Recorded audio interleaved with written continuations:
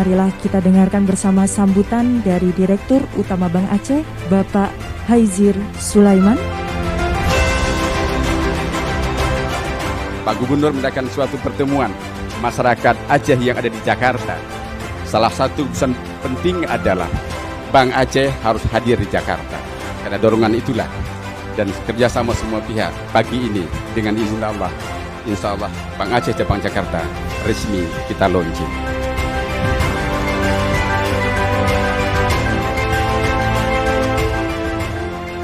Pembukaan kantor cabang Jakarta menunjukkan suatu eksistensi Bank Aceh sebagai salah satu bank syariah yang dapat menjadi pilihan dalam memberikan layanan perbankan tidak hanya bagi masyarakat Aceh di Jakarta, namun juga bagi siapapun masyarakat yang ada di Jakarta.